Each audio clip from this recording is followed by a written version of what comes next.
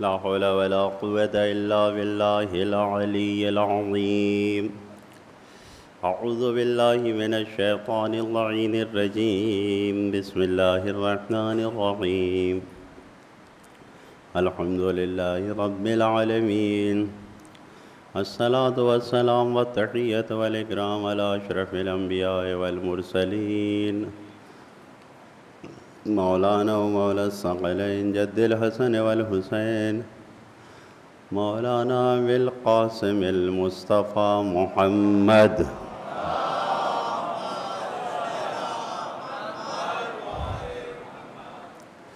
والصلاة والسلام على وصيه ووزيره وصهره وصاحب لوائه وخليفته مولانا علي بن أبي طالب.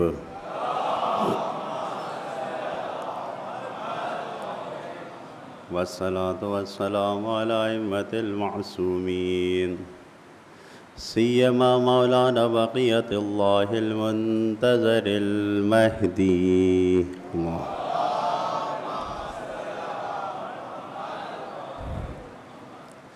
والصلاة والسلام على أئمة المعصومين واللعنة الدائمة على أعدائهم أجمعين من يوم ظلمهم إلى قيام يوم الدين وبعد يوم الدين.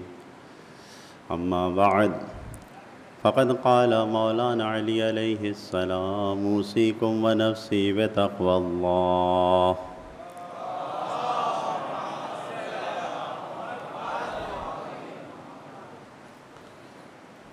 بزرگان محترم، نماز گزاران عزیز، سرکار امیر المومنین کی اس سفارش کے ساتھ کہ تقوی کی میں تمہیں نصیحت کرتا ہوں، وصیت کرتا ہوں، ہماری مکمل سعی و کوشش یہی ہونی چاہیے کہ ہم ہر حال میں تقوی کے دائرے میں رہتے ہوئے اپنے قدم کو بڑھائیں اور اپنی زندگی کو گزاریں۔ آج کی تاریخ 28 رجب کی وہ تاریخ ہے جس دن ہمارے تیسرے امام حضرت امام حسین علیہ السلام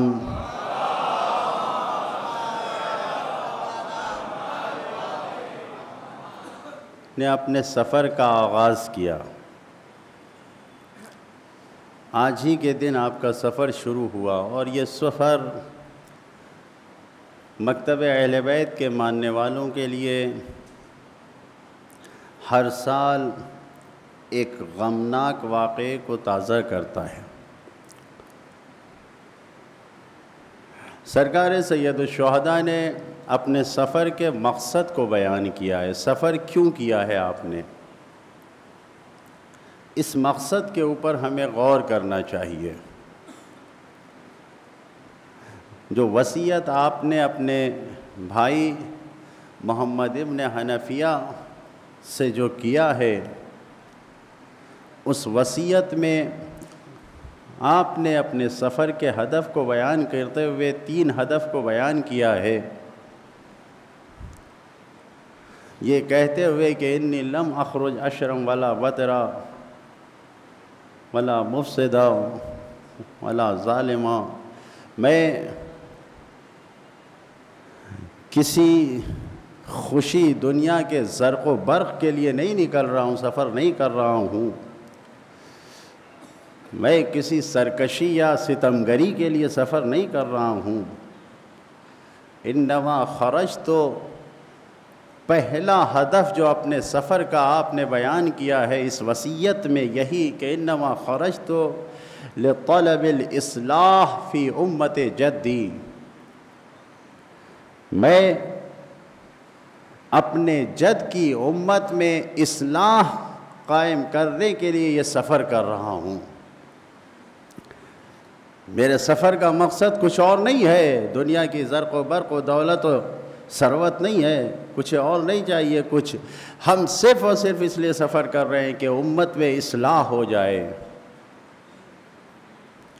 مقصد یہ ہے کہ جو معاشرہ تعلیمات نبوی اور مدینہ نبوی کو بھلا چکا ہے، اس معاشرے میں دوبارہ تعلیمات رسول اور تعلیمات مدینہ کو پھیلا کے عام کر دیا جائے کہ جو بھول چکے ہیں وہ پلٹ کر پھر سے اس راہ راست پر، اس صراط مستقیم پر آ جائے۔ دوسرا مقصد اسی وصیت میں آپ نے بیان کیا ہے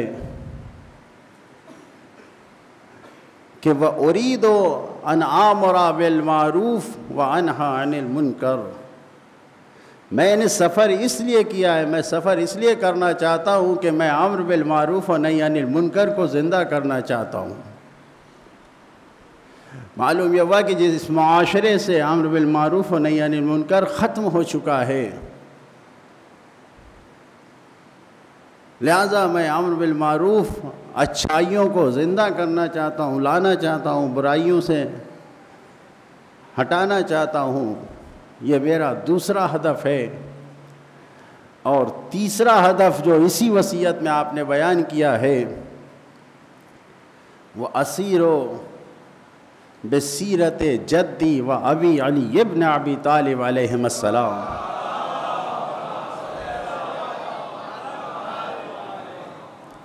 اور میں اپنے نانا اور اپنے باپ کی سیرت پہ چلنا چاہتا ہوں، جو ان کی سنت مٹائی جا رہی ہے، جو ان کی سنت سے لوگ پیچھے ہٹ چکے ہیں، ہٹا دیا گیا ہے، میں اس سیرت کو زندہ کرنا چاہتا ہوں۔ میں علی کی سیرت پہ چلنا چاہتا ہوں، میں نبی کی سیرت پہ چلنا چاہتا ہوں۔ میرے سفر کا مقصد یہ ہے کہ میں اگر مدینہ چھوڑ رہا ہوں تو اس لیے چھوڑ رہا ہوں کہ جو سنتیں مٹا دی گئی ہیں، جو سنتیں ہٹا دی گئی ہیں، جو سنتیں نابود کر دی گئی ہیں، جن کو پیچھے ڈال دیا گیا ہے، میں ان سب سنت کو سامنے لا کے دوبارہ زندہ کرنا چاہتا ہوں۔ یہ مقاصد سرکار سید الشہداء نے اس وصیت میں بیان کیا ہے کہ جو جناب محمد ابن حنفیہ کو، جو اپنے بھائی کو آپ نے یہ وصیت لکھی ہے۔ اور اسی طریقے سے چوتھا مقصد جو اپنے سفر کا بیان کیا ہے، وہ اس وقت اپنے اصحاب سے خطاب کرتے ہوئے کہا ہے جب ہر کے لشکر سے سامنا ہوا ہے، تو اس وقت امام نے اس مقصد کو بیان کیا ہے یہ کہتے ہوئے، الا ترونا، اے میرے ساتھیوں کیا تم نہیں دیکھ رہے ہو، ان الحق لا یعمل بہ، کیا تمہیں نہیں معلوم، تم نہیں دیکھ رہے ہو کہ حق کو مٹایا جا رہا ہے، حق پہ عمل نہیں ہو رہا ہے، حق ہے ہی نہیں معاشرے اور سماج میں، حق کو ختم کر دیا گیا ہے۔ اور والباطل لا یتناہن، پورے معاشرے اور سماج میں باطل بھر گیا ہے۔ یعنی امام اپنے چوتھے مقصد کو بیان کر رہے ہیں کہ اس سفر کا مقصد یہ ہے کہ معاشرے سے جو حق چلا گیا ہے، مجھے اس حق کو لانے کے لیے جنگ کرنا ہے۔ جو باطل بھر گیا ہے، پر ہو گیا ہے پورا معاشرہ اور سماج، اس باطل کو ہٹانے کے لیے مجھے جنگ کرنا ہے۔ میں جو سفر کر رہا ہوں اس لیے کر رہا ہوں کہ حق اور باطل کو اس کی صحیح جگہ دی جا سکے۔ معاشرے میں باطل کا راج ہو گیا ہے۔ امام فرما رہے ہیں کہ لِيَرْغَبَ الْمُؤْمِنُ فِي بَقَاءِ اللَّهِ وَإِنِّي لَا أَرَى الْمَوْتَ إِلَّا السَّعَادَةَ، میں جگانا چاہتا ہوں، بتانا چاہتا ہوں کہ مومن کو اگر کوئی عمل پسند ہے تو وہ صرف اللہ سے ملنا چاہتا ہے، اللہ کی ملاقات چاہتا ہے۔ اور لقاء الہی، اللہ کی ملاقات کس چیز سے حاصل ہوگی؟ اِنِّي لَا أَرَى الْمَوْتَ إِلَّا السَّعَادَةَ، میں موت کو سوائے سعادت کے اور کچھ نہیں پاتا۔ یعنی امام اپنے مقصد کو بیان کر رہے ہیں، میرا مقصد سفر یہ ہے کہ میں باطل کو ختم کرنا چاہتا ہوں جس نے معاشرے میں بھرپور جگہ بنا لیا ہے، میں حق کو لانا چاہتا ہوں کہ جو حق دنیا سے، اس معاشرے سے ختم ہو چکا ہے، میں اس کے لیے جنگ کرنا چاہتا ہوں، چاہے مجھے شہید ہی کیوں نہ ہونا پڑے، مجھے جان ہی کیوں نہ دینا پڑے، میں موت کو سب سے بڑی کامیابی سمجھتا ہوں، ڈرتا نہیں ہوں موت سے۔ اسی طریقے سے امام نے جو اپنا پانچواں مقصد بیان کیا ہے، ایک جگہ پر خطاب کرتے ہوئے اپنے ساتھیوں سے امام فرماتے ہیں کہ میرا مقصد اسلامی حکومت کو قائم کرنا ہے، وہ حکومت جو میرے نانا نے قائم کیا تھا، جس کی کو جو نانا کے جاتے ہی جیسے ہی حکومت کے راستے کو بدل دیا گیا ہے، میں اس حکومت کو زندہ کرنا چاہتا ہوں۔ امام فرما رہے ہیں کہ میں صرف شہید ہونے کے لیے نہیں نکلا ہوں کہ میں شہادت پا جاؤں اور مسئلہ ختم ہو جائے، نہیں، میں اس حکومت کو قائم کرنے کے لیے نکلا ہوں۔ جبکہ امام خود جانتے تھے کہ اس کا مقصد آخر میں شہادت ہی ہے، لیکن اس کے بعد بھی امام یہ کہہ رہے ہیں کہ اے اللہ تو جانتا ہے کہ میرا سفر، میرا انقلاب، میری تحریک جو یہ میں چلا رہا ہوں، میں جو سفر پہ نکلا ہوں، یہ دنیا کی زرق و برق حاصل کرنے کے لیے نہیں ہے، بلکہ میرا مقصد تیرے دین کی تعلیمات کو زندہ کرنا ہے۔ امام فرما رہے ہیں میرا مقصد دین اسلام کی تعلیمات کو زندہ کرنا ہے، میرا مقصد اللہ کی حکومت کو قائم کرنا ہے روئے زمین پر، میں اس کے لیے نکل رہا ہوں، سفر کر رہا ہوں۔ امام نے فرمایا ہے تاکہ میں شہروں کو آباد کر سکوں، حکومت کے ذریعے شہر آباد ہوتے ہیں، اگر ایماندار حکومت ہوتی ہے تو شہر میں آبادی ہوتی ہے، تاکہ میں لوگوں کے درمیان امن و سلامتی اور سکون کو قائم کر سکوں۔ اگر باشرافت اور ایمان کا حاکم ہوتا ہے تو معاشرے میں خود بخود سلامتی ہوتی ہے، امنیت ہوتی ہے، سیکورٹی ہوتی ہے۔ امام نے کہا اے خدا تو گواہ ہے کہ میں کسی دنیا کے لیے نہیں نکلا ہوں، میں تیرے واجبات کو قائم کرنے کے لیے نکلا ہوں، میں تیرے نبی کی سنت کو جگانے کے لیے نکلا ہوں۔ یعنی امام اپنے مقصد کو بیان کر رہے ہیں کہ اسلامی حکومت کو قائم کرنے کے لیے نکلا ہوں۔ اسی طریقے سے امام نے اپنے مقصد کو بیان کیا کہ میں جہالت کو خاتمہ کرنے کے لیے نکلا ہوں، جہالت کو مٹانے کے لیے نکلا ہوں۔ کہ آپ خود اربعین کی زیارت میں امام کے قربانی کے مقصد کو جو بیان کرتے ہیں، خود مقصد میں اربعین کے زیارت میں جو آپ پڑھتے ہیں کیا ہے، وَبَذَلَ مُحْجَتَهُ فِيكَ، کہ حسین نے اپنی قربانی کو تیری راہ میں پیش کر دیا ہے، کس لیے؟ لِيَسْتَنْقَذَ عِبَادَكَ مِنَ الْجَهَالَةِ وَحَيْرَةِ الضَّلَالَةِ، تاکہ اپنی قربانی کے ذریعے سے حسین تیرے بندوں کو جہالت و گمراہی سے نجات دلا سکے، جو ڈوبے ہوئے ہیں اس جہالت و گمراہی میں، اس سے نکال کے اس کو نجات دے سکے۔ یہ اپنے مقصد کو بیان کیا، اپنے سفر کے مقصد کو بیان کیا ہے۔ اسی طریقے سے امام نے جو ایک اور مقصد بیان کیا ہے، وہ اپنے جد کی اس حدیث کو یاد کرتے ہوئے اپنے اصحاب کے سامنے یہ بیان کیا ہے مقام بیضہ میں کہ عدالت قائم کرنا میرا مقصد ہے معاشرے اور سماج میں، اور نبی کی اس حدیث کو پڑھ کر سنایا کہ میرے جد نے فرمایا من رأى سلطانا جائرا، جس نے بھی کسی ظالم و جائر بادشاہ کو دیکھا جو ظلم کرنے والا ہے، کہ مستحلا لحرام اللہ، جو اللہ کے حرام کی ہوئی چیزوں کو حلال کر رہا ہے، ناقصا لعہد اللہ، جو اللہ کے عہد کو توڑنے والا ہے، جو حرام الہی کو حلال کر رہا ہو، جو حلال کو حرام کر رہا ہو۔ پھر امام فرماتے مخالفا لسنت اللہ، سنت رسول اللہ، جو ایسا حاکم جو رسول کی سنت، رسول اللہ کی سنت کا مخالف ہو، تعلیمات خدا کا جو خدا نے کہا ہے اس کا مخالف ہو، سنت رسول کا مخالف ہو۔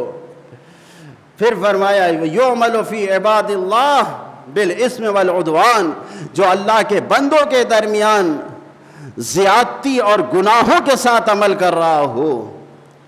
اگر کوئی ایسے حاکم سے روبرو ہوتا ہے کہ جو یہ سب کام انجام دے رہا ہے اور اس کے بعد فلم یغیر علیہ، اگر اس کے خلاف کھڑا نہیں ہوتا ہے، آواز بلند نہیں کرتا ہے، قولا و فعلا، نہ اپنی زبان سے کچھ کہہ رہا ہے، نہ اپنے کردار و عمل سے کچھ کر رہا ہے، تو پھر نبی نے فرمایا کان حقا علی اللہ ان یدخلہ مدخلہ، تو حق ہے خدا کا کہ ایسے انسان کو جو ایسے ظالم کو دیکھ کر خاموش رہ جائے، ایسے انسان کو بھی جو ظالم کو دیکھ کے خاموش ہے، اس کو بھی اسی جگہ پر پہنچائے جہاں یہ ظالم پہنچایا جائے گا۔ جس جگہ یہ ظالم بادشاہ رکھا جائے گا جو اللہ کی سنت کو، اللہ کے حکم کو ختم کر رہا ہے، رسول کی سنت کو ختم کر رہا ہے، اسی جگہ پر یہ انسان بھی رہے گا جو اس کو دیکھ کے خاموش رہ جائے، جو اس کو ہٹانے کی کوشش نہ کرے۔ یہ عدالت کا قائم کرنا، اس کو کہہ کے امام نے کہا میرا مقصد یہ ہے کہ میں معاشرے اور سماج میں عدالت کو قائم کروں۔ اسی طریقے سے 8واں مقصد یہ ہے کہ جو آپ زیارت عاشورہ کے آخری سجدے میں کہتے ہیں کہ کسی نہ کسی طرح اپنے چاہنے والوں کو شفاعت دلا سکیں۔ اللہم ارزقنی شفاعت الحسین یوم الورود۔ اس وقت جب ہم قیامت میں جا رہے ہوں تو اس وقت حسین کی شفاعت ہمیں دے دے۔ یہ ہم پڑھتے ہیں۔ یہ بھی منزل کہاں سے آئی ہے؟ یہ منزل بھی حسین کی قربانی سے حسین کو ملی ہے کہ سب کی شفاعت کے لیے حسین حاضر ہیں۔ انسان اپنے کو حسینی بنائے تو۔ اسی طریقے سے نویں چیز جو بیان کی ہے وہ منافقین کے چہرے سے نقاب کو ہٹانا ہے۔ وہ منافق جو اسلام کا لباس پہنے ہوئے ہیں، اسلام کے لباسے کو اوڑھے ہوئے ہیں اور مسلمانوں کے درمیان نفاق پھیلا رہے ہیں، ایسے لوگوں کو کہ جو اسلامی خلافت کا لباس پہن کر قیام تمام مقدسات اسلامی اور تعلیمات اسلامی کا مذاق اڑائے ہوئے ہیں، پیروں تلے روند رہے ہیں، یہ جتنے تمام بنی امیہ کے مقدس لوگ تھے، ان سب کے چہرے سے نقاب ہٹانا امام کا مقصد تھا۔ سفر اس لیے کر رہے ہیں۔ امام نے اسی لیے فرمایا کہ جو ایسے لوگ جو بڑے ہی مقدس بن کر کوفے میں موجود تھے اور جو صلح امام حسن کی مخالفت کر رہے تھے کہ امام نے کیوں ایسا کر لیا، ہمیں تو حق کے خلاف لڑنا تھا، ہمیں تو حق کے خلاف قیام کرنا تھا، ایسے لوگوں کے چہرے سے نقاب ہٹ جائے کہ آج حسین قیام کرنے کے لیے کھڑا ہے، کل تم حسین کی صلح پہ اعتراض کر رہے تھے کہ جنگ کے خواہش مند تھے، تو آج آ جاؤ۔ ان منافقوں کے چہرے سے ہٹا رہے۔ اسی طریقے سے امام حسین نے جنگ کرنے کہہ رہے ہیں کہ وہ بھی ذلیل و رسوا ہو جائیں کہ جو یہ کہا کرتے تھے کہ ہم نبی کے ساتھ رہتے تھے، اس زمانے میں ہوتے تو جنگ کرتے، ہم نہیں۔ تمام کے تمام وہ افراد جو امام حسن پہ اعتراض کر رہے تھے، امام حسین کے اوپر اعتراض کر رہے تھے، ان سب کے اعتراض کو ختم کرنے کے لیے مولا کائنات کے بعد سے لے کے جو 40 سال کا وقت گزرا ہے، اس میں ان تمام اعتراضات کو ختم کرنے کے لیے امام کہہ رہے ہیں میں نے قیام کیا ہے، میں نے سفر کا ارادہ کیا ہے کہ اب تو کوئی بہانہ نہیں رہ جائے گا۔ اسی طریقے سے مسلمانوں کا امتحان لینا تھا، امتحان کی منزل تھی کہ امام یہ بتانا چاہ رہے تھے کہ کچھ ایسے بھی شیعہ ہیں کہ جو یہ کہتے تھے کہ ہمیں موقع نہیں ملا عمل کرنے کا، بظاہر آ کے بہت زیادہ محبت کا اظہار کرتے تھے اور یہ کہتے تھے کہ ہمیں آپ کے جد کے ساتھ موقع نہیں ملا کہ ہم جنگ احد میں ہوتے، بدر میں ہوتے، خیبر و خندق میں ہوتے۔ مولا ایسے لوگوں کو بھی بتانا چاہ رہے ہیں، کچھ ہی لوگ تھے ایسے کہ آج انہی کا نواسہ جنگ کرنے کے لیے جا رہا ہے، سفر کے لیے نکلا ہے، آؤ ساتھ دو۔ اسی طریقے سے کچھ ایسے بھی تھے جن کا امتحان ضروری تھا کہ جو نبی کے صحابی تو تھے لیکن دنیا کی لالچ میں آ کے صحابیت کے اوپر انہوں نے دنیا کی مادیت اور دولت کو غالب کرتے ہوئے بنی امیہ کا ساتھ دینا شروع کر دیا تھا، جو ان کی حکومت میں کوئی نہ کوئی عہدہ رکھے ہوئے تھے، کوئی نہ کوئی کسی نہ کسی طریقے سے تائید کر رہے تھے۔ ان کے چہرے سے بھی ان کے بھی امتحانات کی منزل تھی، جو صحابیہ جو کہ آؤ دیکھو تم تو صحابی رسول ہو، اب نبی کا نواسہ میدان میں آ رہا ہے، تم ان کا ساتھ دو گے یا آج تم نبی کے نواسے کا ساتھ دو گے؟ تم تو صحابی رسول ہو۔ اسی طریقے سے وہ لوگ کہ جو خود امام سے یہ کہتے تھے کہ ہمیں موقع نہیں ملا، ان سب کو بلانے کا ساتھ مارقین، ناقصین، قاسطین کے ساتھ مولا علی کی جنگ میں جو لوگ نہیں گئے تھے وہ بھی آ کے کہتے تھے کہ ہمیں موقع نہیں ملا، مولا ہمیں بھی، ہم ہوتے تو اس جنگ میں ساتھ دیتے۔ امام نے ان سب کے امتحان کی منزل کو ان کے سامنے پیش کر دیا کہ ہم سفر کر رہے ہیں، اس لیے سب یعنی خود مدینے والوں کے لیے امام نے مدینے میں ایک شخص نے آ کے کہا یا ابن رسول اللہ آپ سفر پہ کیوں جا رہے ہیں، آپ یہیں رہیے، آپ کے لیے بہتر یہی ہوگا۔ تو امام نے جواب دیا کہ سارے مدینے والے اور جتنے اس وقت اسلام لا چکے ہیں، اگر میں سفر پر نہ جاؤں تو اللہ کے ان مخلوقات کا امتحان کیسے ہوگا؟ ان سب کے امتحان کو سامنے لانے کے لیے مجھے سفر کرنا ہے۔ یعنی ایک مقصد امام کے سفر کا یہ بھی تھا۔ 10 مقصد میں نے آپ کو مختلف روایتوں سے اور وصیت سے آپ کے امام سامنے پیش کیا کہ انسان اس کے اوپر غور کرے اور تعلیمات اسلامی کو اس مقاصد میں امام کے تلاش کرے۔ یقیناً آج کے جو سفر کی اہمیت ہے وہ اسی کے ذریعے سامنے آئے گی اگر ہم ان تعلیمات پہ غور کریں گے۔ خدا سے دعا کرتے ہیں کہ خدایا تعلیمات حسین و اصحاب حسین پر ہمیں غور کرنے اور عمل کرنے کی توفیق عطا فرما۔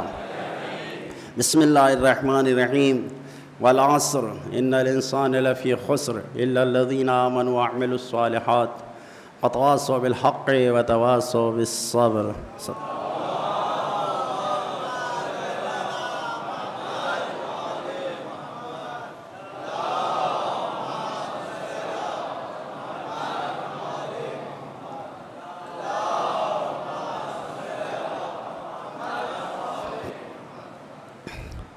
لا حول ولا قوة إلا بالله العلي العظيم۔ أعوذ بالله من الشيطان اللعين الرجيم۔ بسم الله الرحمن الرحيم۔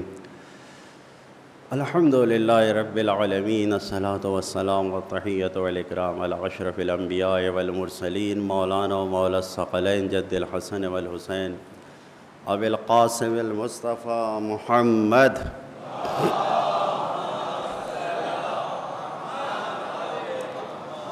والصلاة والسلام على وصيه ووزيره وسهره وصاحب لوائه وخليفته مولانا علي بن أبي طالب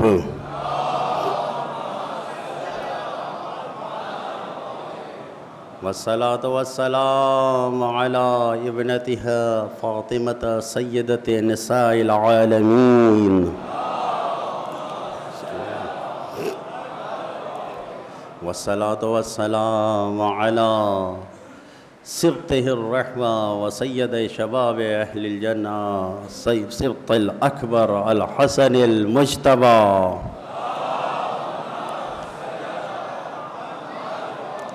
والصلاة والسلام على سبطه الأصغر الحسين الشهيد بكربلاء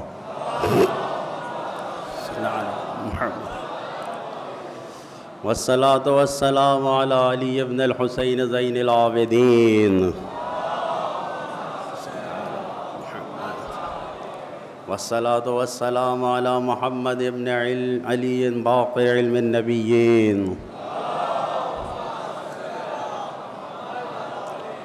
والصلاة والسلام على جعفر بن محمد الصادق البار الأمين والصلاة والسلام على موسى بن جعفر الكاظم الأطيبين الصلاة على محمد وآله والصلاة والسلام على علي بن موسى الرضا المرتضى الصلاة على محمد والصلاة والسلام على محمد بن علي التقي الجواد والصلاة والسلام على محمد علي بن محمد النقي الهادي صلى على محمد والصلاة والسلام على حسن بن علي الزكي العسكري والصلاة والسلام على القائم المنتظر المهدي اللهم صل على محمد وآله اللہم صلی علی محمد وآلہ اللہم صلی علی محمد وآلہ محمد وعجل فرجہم اللہم انی رضیت بہم ائمۃ فرضنی لہم انک علی کل شیء قدیر اما بعد اوصیکم ونفسی بتقوی اللہ۔ نماز گزاران محترم، عزیزان گرامی، تقوی الہی ہماری اولین ذمہ داری ہے اور اس کو ہمیں اختیار کرنا چاہیے۔ جس طریقے سے ہم نے بیان کیا کہ آج کے سفر کا مقصد ہمارے لیے امام نے جو بیان کیا ہے، یہ جو 10 مقاصد ہیں، اس کو ہمیں آج کے معاشرے میں بھی دیکھنا ہوگا۔ یہ خطاب امام کا صرف اس زمانے کے لوگوں سے نہیں ہے، آج بھی تمام حسینیوں سے یہ خطاب ہے۔ کیا ہمارے معاشرے کو اصلاح کی ضرورت نہیں ہے؟ کیا ہمارے سماج میں سب نیک ہو چکے ہیں؟ نہیں، ہمیں بھی اپنے معاشرے میں اصلاح کرنا ہے، نیکی کے لیے قدم بڑھانا ہے۔ اپنی اصلاح کریں، اپنے قوم و قبیلے گھر والوں کی اصلاح کریں اور اپنے معاشرے اور پوری قوم کی اصلاح کریں۔ امام کے اس اصلاح کرنے کے مقصد کو، جو آج کے سفر کا مقصد ہے، آج بھی یہ مقصد حسینی ہم کو پکار کر ہم سے یہی کہہ رہا ہے کہ اپنے معاشرے کی اصلاح کرو، اپنے سماج کی اصلاح کرو۔ اسی طریقے سے آج بھی امام کا مقصد باقی ہے، قائم ہے کہ امر بالمعروف ختم نہیں ہونا چاہیے۔ معاشرے میں ہر انسان کی ذمہ داری ہے کہ لوگوں کو اچھائی کی طرف بلائے، اور ظاہر ہے کہ جب اچھائی کی طرف بلائے گا تو خود اسے بھی اچھا عمل کرنا پڑے گا۔ ذمہ داری یہ ہے کہ ہم امر بالمعروف کو زندہ کریں، نہی عن المنکر کو زندہ کریں، لوگوں کو برائیوں سے روکیں، یہ ہماری ذمہ داری ہے۔ کیسے ہم خاموشی سے گزر جائیں کہ اللہ کے حکم کی خلاف ورزی ہو رہی ہو اور ہم آنکھ بند کر کے چلے جائیں، گزر کے چلے جائیں کہ ہم سے کیا مطلب ہے؟ مولا نے فرمایا کہ وہ معاشرہ، وہ سماج مردہ ہے، مر جاتا ہے جس سے امر بالمعروف و نہی عن المنکر ختم ہو جاتا ہے۔ مقصد حسینی کو زندہ کریں، جو سفر حسینی کا مقصد ہے اس کو دیکھیں اور زندہ کریں۔ اسی طریقے سے اگر سنتوں کے زندہ کرنے کے لیے سیرت علوی اور سیرت نبوی پہ چلنے کی قسم کھا رہا ہے ہمارا امام، تو وہی ہم کو بھی کرنا ہوگا۔ ہمیں بھی آج اسی حسین کی سیرت اور اسی علی کی سیرت اور نبی کی سیرت پہ چل کے اپنے معاشرے میں سنتوں کو زندہ کرنا پڑے گا، بدعتوں کو مٹانا پڑے گا۔ آج بھی ہمارے اس 28 سفر کا پیغام یہی ہے ہمارے لیے کہ ہم بھی اپنے معاشرے میں جس طریقے سے مولا نے حق کو قائم کرنے کے لیے ارادہ کیا تھا کہ باطل کو مٹانا ہے، حق کو قائم کرنا ہے، وہی ذمہ داری آج ہماری بھی ہے۔ جتنے حسینی ہیں سب کی ذمہ داری ہے کہ باطل کو سمجھیں اور اسے مٹائیں، نہ یہ کہ باطل کے غلام بن کر کے حسینیت کے لبادے میں آ کے باطل کو پھیلائیں، عزاداریوں میں باطل کو لے آئیں، خرافات کو لے آئیں، دشمن کا کام کریں۔ نہیں، سارے حسینی کی ذمہ داری یہ ہے کہ عزاداری میں حق کیا ہے اس کو اپنائیں۔ عزاداری کا کون سچا ساتھی ہے اس کو دیکھیں، نہ دیکھیں کہ کون دشمن ہے، نہیں، یہ دیکھیں کہ حقیقت میں دشمنی کون کر رہا ہے، کون اس عزاداری کو مٹانے کے لیے ہمارے اوپر مہربان ہو رہا ہے۔ حق اور باطل کو سمجھنا تمام حسینیوں کی ذمہ داری ہے۔ یہ آج 28 رجب کا پیغام ہے۔ اسی طریقے سے جہاں بھی ہو سکے ہم حکومت اسلامی کے قائم کرنے کے لیے زمین بنائیں، میدان فراہم کریں۔ ہم کریں تو اپنے عمل سے ہر آدمی اپنے آنکھ میں اکیلا اس کام کو کر سکتا ہے۔ خداوند عالم نے نہیں کہا کہ سب مل کے کھڑے ہو جاؤ، انما اعظکم، میں تم کو نصیحت کرتی ہوں، ان تقوموا للہ مثنی و فرادا یعظکم بواحدہ، ایک آدمی کھڑے ہو جاؤ، دو کھڑے ہو یا تنہا کھڑے ہو جاؤ، اکیلا انسان بھی معاشرے کو سنوار سکتا ہے۔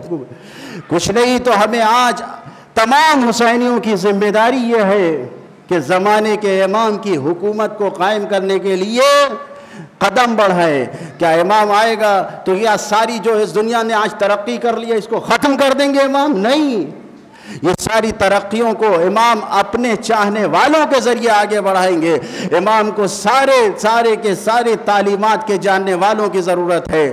کیسے اپنے آپ کو جاہل معاشرے میں ہم رکھ سکتے ہیں؟ نہیں، امام اگر چاہتے ہیں جس طریقے سے ہم سے کہا گیا ہے کہ جہالت کو ہمیں دور کرنا ہے، یہ جو چھٹا مقصد ہے، آج کی تمام اعلیٰ تعلیمات پر جو بھی امام کے چاہنے والے زمانے کے امام کا انتظار کر رہے ہیں، اعلیٰ سے اعلیٰ تعلیمات کو، دنیاوی تعلیمات کو، عصری تعلیمات کو حاصل کرنے کے لیے قدم بڑھائیں تاکہ زمانے کے امام کے سامنے اپنی خدمت کو پیش کر سکیں۔